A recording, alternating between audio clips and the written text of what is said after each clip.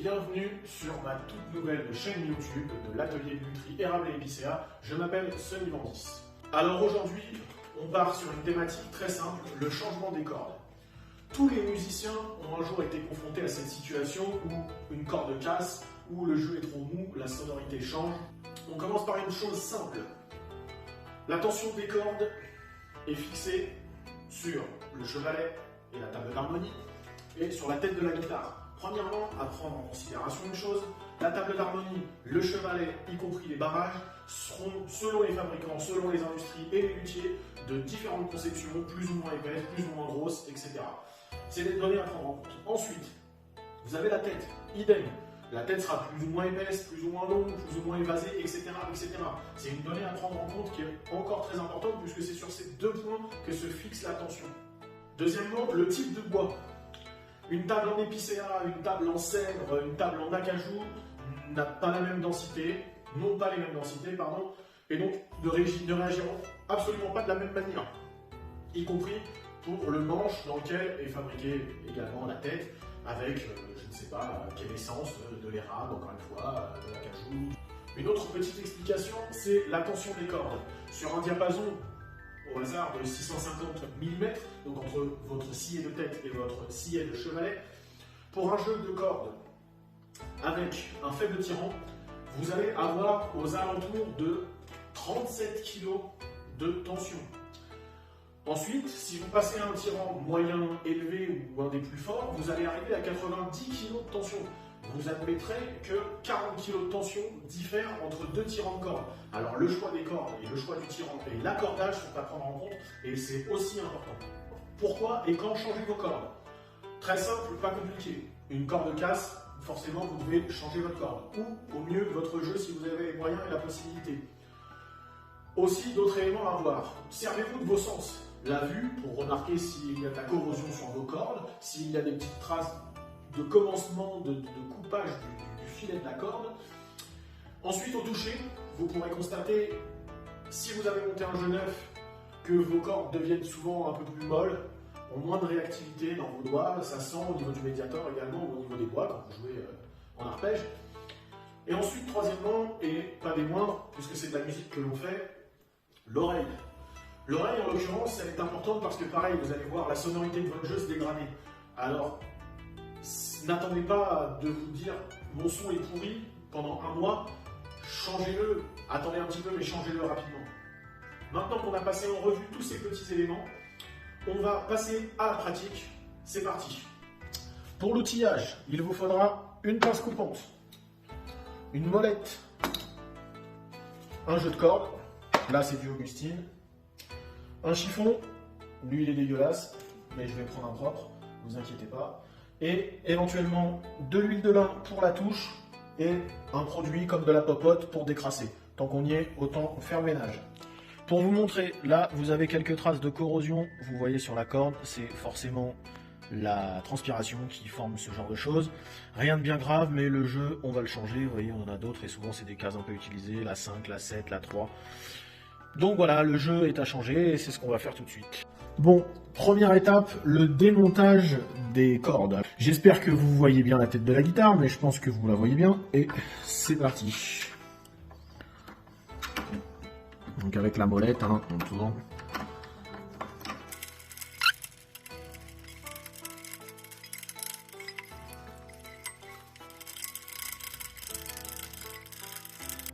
Retirez bien vos deux sillets quand ils ne sont pas collés, parce que si vous retournez la guitare ou vous faites une autre manip, ça va tous foutre en l'air et vous risquez de les paumer ou peut-être même de les casser. Voilà. Donc là, on est à l'étape d'enlever les nœuds, enfin les boucles ou les nœuds, peu importe, qui sont sur le chevalet. Donc là, rien de technique, un montre tout de même. Et vous avez, je ne sais pas si vous voyez bien, mais vous avez une boucle qui passe autour de la corde. Donc vous la déroulez du tour, vous l'enlevez, voilà c'est fait, vous faites ça pour tout le reste.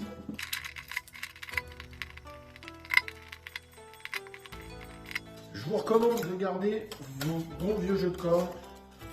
Je vous conseille de les garder pour la simple et bonne raison que si une de vos nouvelles cordes a un défaut de fabrication et que vous cassez votre corde et que vous n'en avez pas en rab, vous êtes tout bonnement, vous l'avez dans l'os. Voilà. Hey Jamy, regarde cette guitare. elle a la table bombée. Alors pour vous expliquer un peu, c'est ce que je disais tout à l'heure, la tension des cordes tend aussi la table, les barrages, etc. et lui demande beaucoup de contraintes, ce qui fait que sur les guitares classiques et acoustiques avec chevalet fixe, bien entendu, pas chevalet mobile, chevalet fixe, la table a tendance à bomber. Problématique, on finit chez le luthier parce que les cordes sont trop hautes, le luthier en réponse lime le sillet, jusqu'à regarder comme cette guitare, quasiment plus avoir de sillet, et c'est le chevalet presque qui va faire la vibration dans pas longtemps. Donc c'est une problématique. Ici, dans cet atelier, on corrige et on remet à plat les tables bombées pour remettre un sillet nickel. Et ça, c'est ultra important dans le réglage d'une guitare. D'où la conception de prendre en compte la tension. Il y a certains chevalets de guitare classique maintenant qui sont doublement percés où on vient faire une boucle sur une surface plus large du chevalet. Je n'ai pas fait l'essai, en tout cas ça semble être quelque chose de plus intéressant car ça permet à la tension d'être mieux répartie sur la longueur du chevalet et donc de mettre moins en contrainte la guitare. C'est une évolution à prendre en compte qui est vraiment top si vraiment c'est le cas. Je ne peux pas l'affirmer, j'ai vu qu'une seule fois une guitare dans ce cas-là, les chevalets sont très rares, souvent c'est des modèles classiques comme celui-ci. Mais en tout cas, si ça fonctionne, franchement c'est le top. J'utilise un jeu de cordes aujourd'hui, Augustine, qui est un des jeux, je dirais, en rapport qualité-prix les plus raisonnables, les moins chers peut-être même du marché. Enfin, il y a moins cher, je pense, mais en tout cas, ce qui est le plus facile à trouver. Vous avez également, j'en ai trouvé et j'en ai sorti pour vous, du Savarez. Donc là, c'est une corde simple, hein, mais la boîte est autrement. Savarez, qui est une entreprise française, donc c'est bien de le mentionner, de le faire partager. Moi, de mon avis personnel, mais justement, chacun prendra les cordes qu'il veut, j'adore les cordes de chez Philippe Bosset. Philippe Bosset, je fais pas vraiment de la pub, mais testez quand même leurs cordes parce que ça vaut un petit peu plus cher, mais c'est vraiment, je trouve, qualitatif. C'est une petite entreprise familiale française et je trouve qu'ils font des super cordes. Et voilà, testez-les, c'est génial. Élément important, sur une corde comme celle-ci, vous avez un côté mou et vous avez, remettre bien le sillet dans le bon sens. Généralement, le plus petit côté, c'est les aigus. Je me suis coupé. Donc, vous avez un côté mou, un côté dur. J'ai pas été me renseigner spécialement à quoi servait ce côté mou, mais dans mon esprit et ce que j'en pense, c'est que ici, on reçoit beaucoup de vibrations qui sont transmises à la table. Donc, pour moi, il faut du dur et pas du mou, justement. Il faut qu'il y ait quelque chose qui ait de la réponse et du répondant. Je vais monter une première corde de guitare. Donc, vous passez votre corde dans le trou. Là, c'est un simple trou, pas comme j'expliquais tout à l'heure. Vous allez prendre un petit peu de marge. Si vous avez des gros doigts comme moi, c'est quand même compliqué. Je galère toujours un petit peu, mais vous allez venir passer, j'espère que vous voyez bien, vous tirez votre corde, vous venez passer derrière votre corde, vous revenez, je vais prendre plus de marge. Tac. Vous revenez par l'arrière de votre corde. Je vais la plier un peu, je vais vous montrer. Une fois que vous êtes passé derrière comme ça, celle qui ressort, vous la passez par-dessus la corde qui est ici, là, en travers, qui vient de ressortir du trou, et vous allez tourner autour. Donc vous passez une première boucle, voilà, et vous en passez une deuxième. Pour les cordes graves, 2, ça suffit largement. Une fois que vous êtes venu, vous mettez votre fin de boucle ici, bien sur le côté vertical du chevalet, pour la coincer, et vous tirez au max que vous pouvez. Ça, vous tirez aussi, voilà, dans l'autre sens. Vous faites bien. De toute façon, la tension va se mettre aussi toute seule. Là, à ça, vous tirez. Je vais monter les autres et après je passerai à la tête pour vous montrer la tête.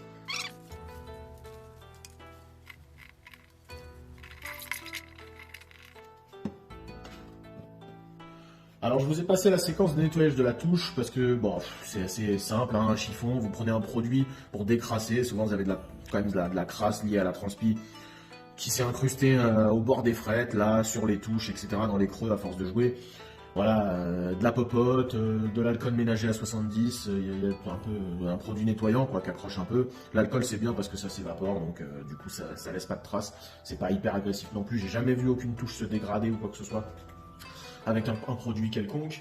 Dans les popotes c'est pareil, ça pourra même faire le sujet d'une future vidéo pour des recettes éventuelles. Il y en a dedans il y a de la térébenthine, il y a de l'acide chlorhydrique pour certaines, de l'huile de lin, etc., etc. Enfin voilà, tout un tas de... C'est une petite préparation. Voilà, je vais vous montrer. montrer, moi je la fais moi-même, mais vous voyez, je sais pas si on voit bien un popote de luthier, vous voyez, voilà, je fais ma préparation moi-même. Dedans, il y a aussi du blanc de meudon. Pour certains, il y en a qui, voilà, vous mélangez. Pour certains, il y en a qui mettent aussi de la terre de diatome, voilà. Donc, on va passer au montage des cordes sur la tête. Maintenant, je vais faire une corde, et puis après, bah, la suite, c'est pareil, ça se joue de la même manière. Donc, vous prenez votre corde avec le morceau qui est mou, vous axez bien votre trou en face, vous rentrez votre corde, et alors là, il y en a qui font des nœuds, des choses comme ça, des tours, pour pas que ça glisse. Là, sur les grosses cordes, il n'y a pas vraiment besoin, on peut laisser légèrement dépasser, et venir ensuite enrouler, dans le bon sens bien entendu. Donc moi, ce que je fais, c'est que le trou étant ici, je viens entourer, donc d'un côté là, proche de la corde, proche du trou, pour la coincer un peu en quelque sorte. Je viens repasser là, vous voyez, devant. Et je reviens repasser là entre les deux. Parce qu'en fait, ça va la forcer contre le... avec la tension, ça va forcer le bout qui ressort à être coincé, à être forcé. Je repasse même encore une fois là. Voilà, comme ça, elle est bien serrée. Et ensuite, ce que vous faites, alors là, la corde est courte, mais donc ce que je mentionnais tout à l'heure, par rapport à tout ça, c'est qu'il faut venir enrouler votre corde vers l'intérieur. Pourquoi? Parce que déjà, sur votre tête, la force sera au centre, de la manière dont elle est faite. Vous avez le manche, le prolongement du manche, et le prolongement du manche au niveau de la tête sera cette partie-là, et non les extérieurs. Les extérieurs sont plus fins, déjà, et sont du coup plus fragiles. En plus de ça, ils ont été percés avec des vis pour les mécaniques, etc. La petite astuce justement de la vidéo et l'intérêt, c'est de comprendre qu'il faut ramener la force au maximum vers le centre. Pourquoi? Parce que tous les fonctionnements de montage de cordes vont être viables. Mais j'ai déjà vu ce cas-là, dans lequel, quand votre guitare, par exemple, est en concert, en répète ou quoi, vous l'avez attachée par une sangle, et n'importe quoi, elle tombe, elle a un choc au niveau de la tête contre un mur ou quoi que ce soit, eh bien vous observerez certainement rapidement que c'est tous ces endroits qui sont percés avec des petites vis, etc., qui fragilisent le bois et qui vont se fracturer. Moi, je le vois énormément sur le quatuor. Quand la tête casse, elle casse en général au niveau de la tension qui est mise sur les chevilles. Pour les guitares, c'est la même chose. J'ai eu le cas avec une guitare électrique. Donc c'est pour ça qu'il faut ramener la force au centre, parce que si l'extérieur tape et que la tension de la corde est ramenée au centre, ça va limiter les dégâts dans tous les cas. Et vous faites pareil pour toutes vos cordes. Donc ben voilà, je vais faire ça. Là, j'ai pas beaucoup de longueur, mais sinon, plus vous avez de longueur et plus vous venez vous ramener au maximum par ici. Voilà.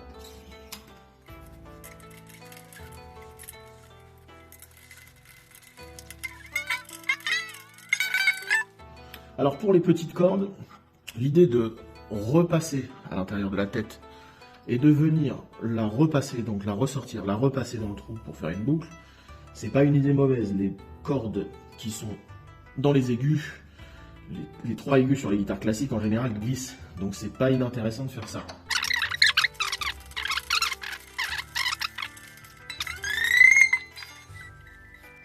Ensuite, vous avez une autre petite technique, si vous avez plus de longueur que moi, j'en ai pas beaucoup là, mais c'est de venir faire, vous voyez, vous la faites ressortir, je sais pas si vous voyez bien, et vous venez faire une boucle, en fait, comme ça. Vous venez entourer votre petite corde, l'enrouler en serpentin autour, avec le retour. Vous voyez, vous venez faire une spirale. Vous la maintenez, une fois que vous avez fait quelques tours, et là vous attaquez à tourner.